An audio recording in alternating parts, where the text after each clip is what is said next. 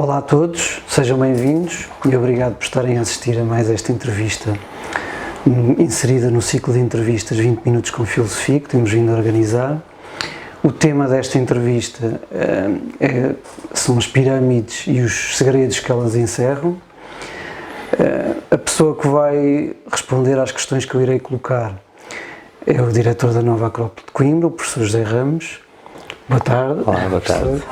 Pronto, a primeira questão que eu vou colocar é: como é que as pirâmides se encontram em tantos locais da Terra, locais tão distantes como o Egito, a Bósnia, a América Central? As pirâmides foram descobertas submersas ao largo do Japão e até possivelmente nos Açores, e tendo sido construídas numa altura em que seria virtualmente impossível a troca de conhecimentos entre estes lugares.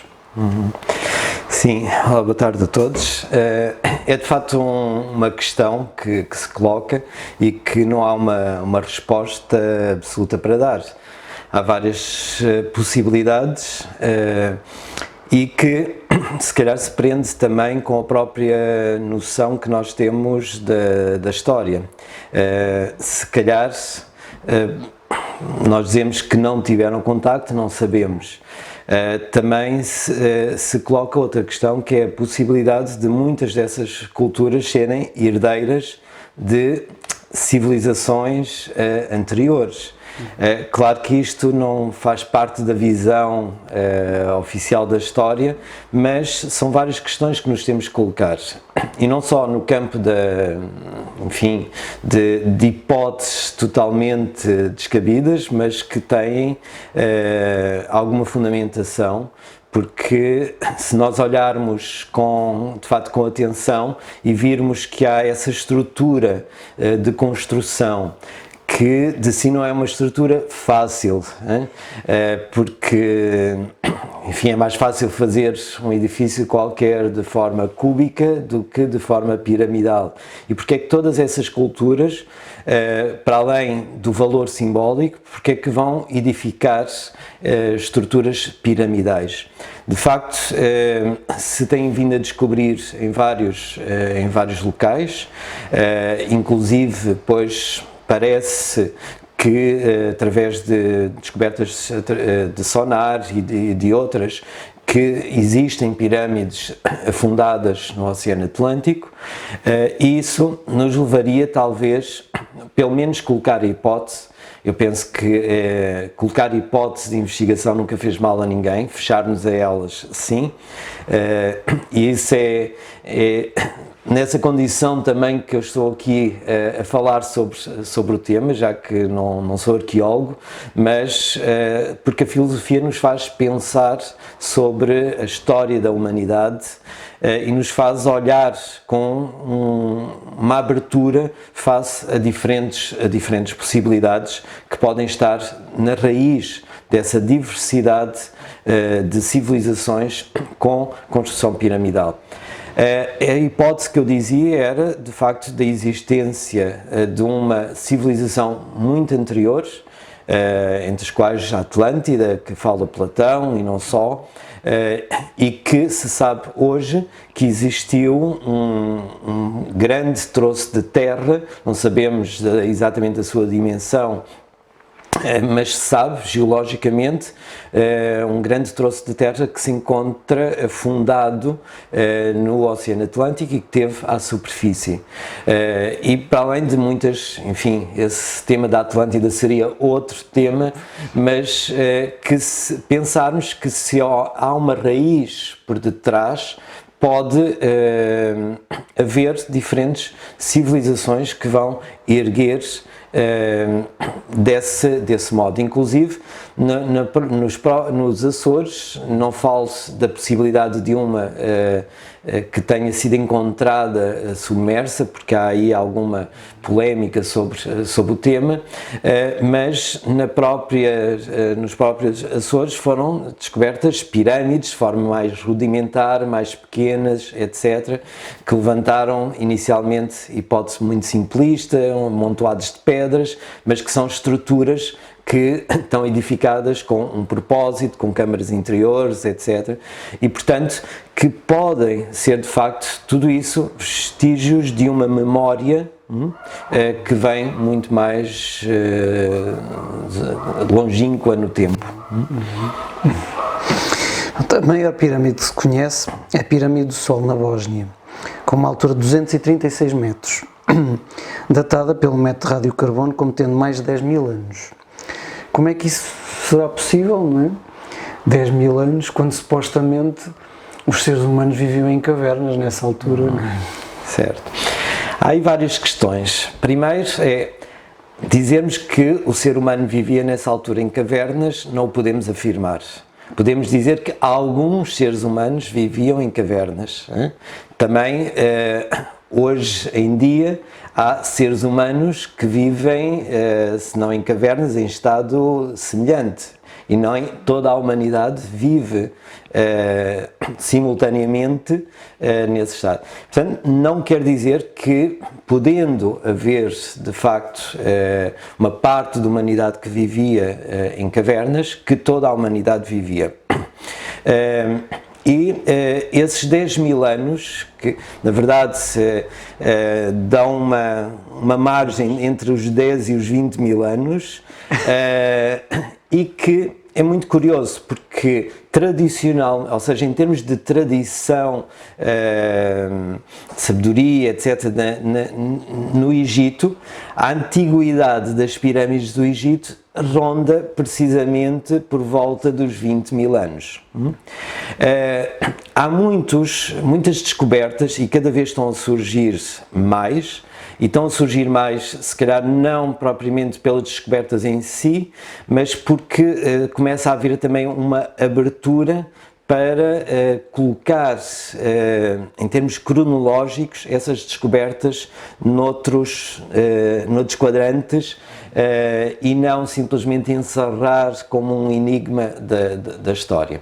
E essa antiguidade de sensivelmente 10 mil anos é um período importante e de algo que provavelmente se passou muito significativamente na história da humanidade e do próprio planeta, já que se dá, em termos de tradição, o afundamento da Atlântida por volta de 12 mil anos, sensivelmente. E muitas descobertas que têm sido feitas de civilizações que aparecem afundadas rondam mais ou menos esse período. Então, se de facto a Atlântida terá existido e se afundou, imaginar que isso criou grandes transformações geológicas, climatéricas, tsunamis, e vamos relacionar muito provavelmente aí com o mito do dilúvio que se encontra espalhado por todas as culturas, por todas as tradições. Então, porquê que não é totalmente estranho que a pirâmide da Bósnia e outras possam ter 10 mil e até mais? Porque se a pirâmide tiver 10 mil anos, há que pensar que há uma história por detrás, ou seja, não surge de repente a humanidade com uma capacidade tecnológica, de conhecimento, matemática, etc., do nada. Portanto, tem que haver toda uma fase de evolução. E, portanto, a história da humanidade terá que recuar muito, e daí a dificuldade em fazer esse recuo. Daí que não é totalmente estranho, e volto a dizer, porque nós estamos habituados a olhar o passado de uma forma uniforme, o passado em termos de história da humanidade, de uma forma uniforme. Principalmente o período que conhecemos pouco da história, porque quando conhecemos como história propriamente dito, com documentos, etc., aí já temos claro que a humanidade não se desenvolveu de forma uniforme, mas aquela parte que é menos conhecida, a tendência é uniformizar.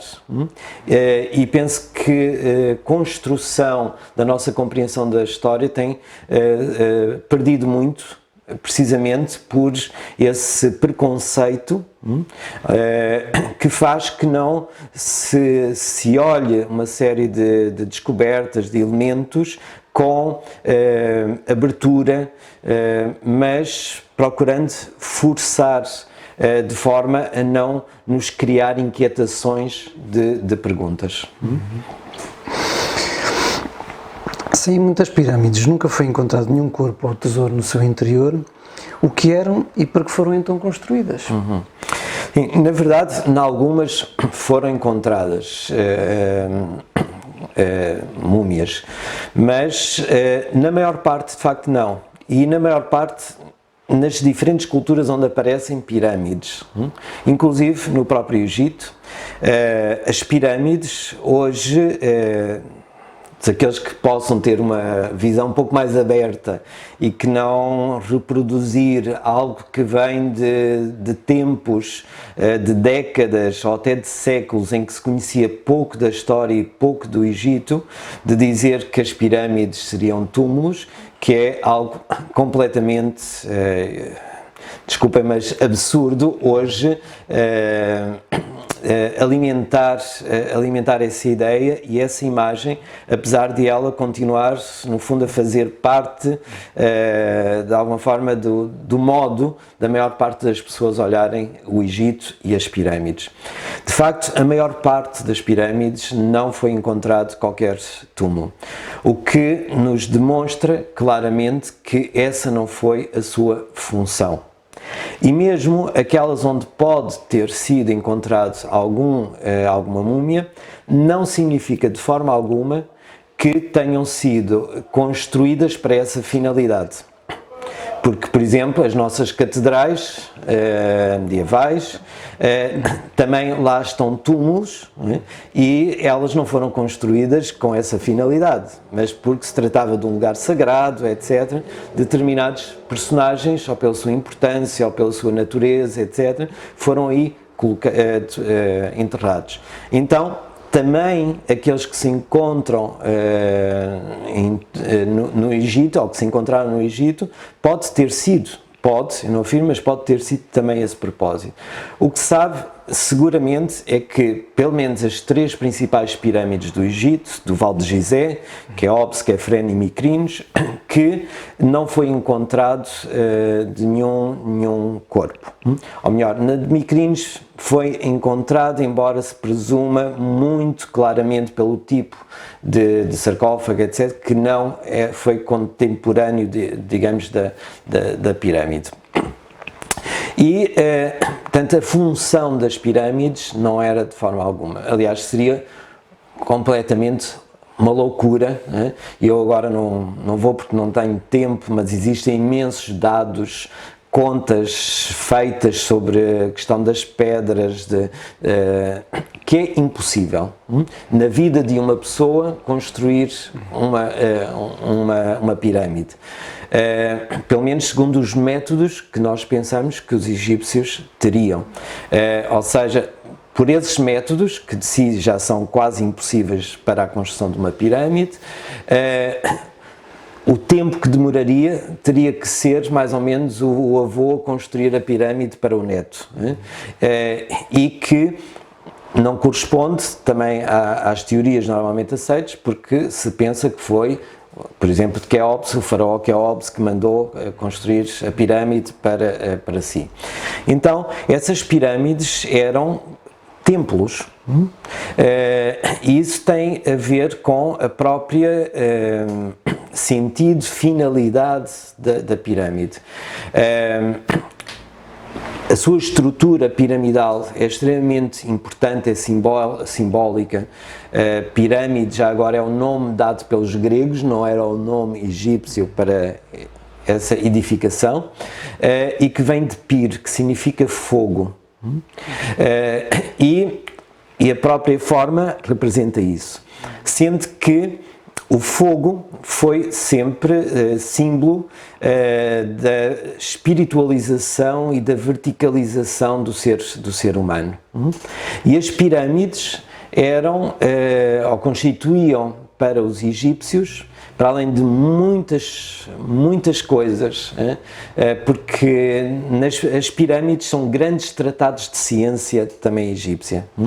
Não nos dá tempo, mas quem quiser, há imenso material que pode investigar sobre isso, em termos de matemática, de astronomia, etc. Mas constituía um símbolo do caminho que o homem tinha que traçar até ao divino.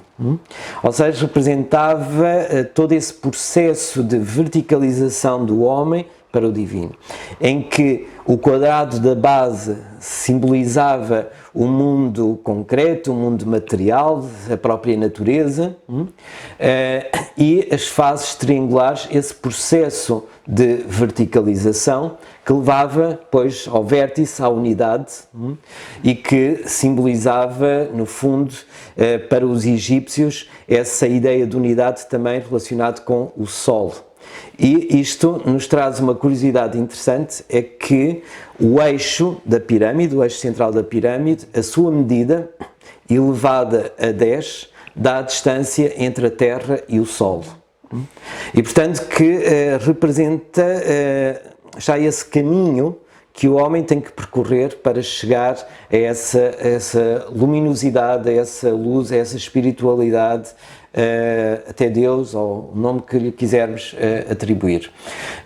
Então, as pirâmides constituíam essa ideia, que também era a ideia entre os egípcios de uma estrela, e só para não me alongar, a questão dos sarcófagos vazios, o sarcófago, que vem de sarcófagos, significa aquele que retém as carnes, porque estava associado à iniciação dos faraós, era um rito de ressurreição, e que passava por uma morte aparente, ou seja, passando por uma experiência semelhante àquilo que hoje se conhece como experiências próximas da morte, desdobramento, etc., para que a sua alma tivesse um determinado tipo de vivência, e então era como se fosse uma morte nesse sarcófago, no qual era coberto de um líquido, provavelmente de azeite,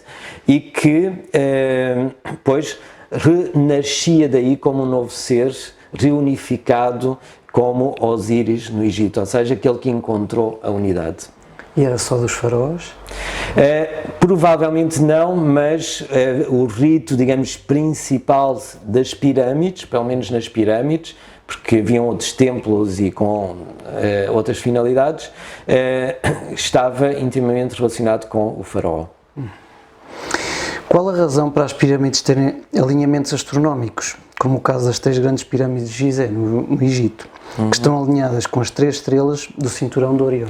Exato, isso tem a ver precisamente com o que eu explicava, porque, e não nos dá para ver todo o simbolismo e riqueza e importância de Orion, mas era uma constelação venerada em muitas culturas por todo o planeta, é das constelações mais visíveis do céu, mais luminosas, e o cinturão de Orion tem uma particularidade, que é a sua direção aponta para a estrela Sírius. E Sírius era muito importante para o Egito, e não só para outras culturas também, porque se considerava que Sírius era como que o Sol do nosso Sol, ou seja, que o nosso Sol, tal como no nosso sistema solar os planetas estão em torno do Sol, o Sol e naturalmente os planetas que o circundam estavam em relação com um eixo que era Sírius. Então representava a finalidade de todo o sentido como que de evolução, de caminho do sistema solar em direção a esse Sol maior que seria Sírius. E também, simultaneamente, esse cinturão está direcionado para a Via Láctea, que no Egito correspondia ao rio Nilo. E as 3 pirâmides estão alinhadas precisamente em direção ao Nilo, tal como as 3 estrelas do cinturão de Orião estão alinhadas em direção à Via Láctea também. Descobriu-se que, de facto, inclusive há uma relação de tamanho das 3 pirâmides, que elas não são todas do mesmo tamanho, e que há uma relação muito próxima, muito semelhante com a intensidade das 3 estrelas de Orião, ou seja, a proporção luminosa é semelhante à proporção de tamanho das 3 pirâmides, que não estão exatamente alinhadas, tal como não estão exatamente alinhadas as 3 estrelas de Orião, e o desvio que tem é exatamente o mesmo desvio das estrelas da constelação, ou as estrelas do cinturão da constelação de Orião. Pronto, isto haveria muito mais questões a fazer, não é? Relativas às pirâmides, estas são as principais. Sim, muito mais. Portanto, obrigado por assistirem à entrevista e até uma próxima. Obrigado.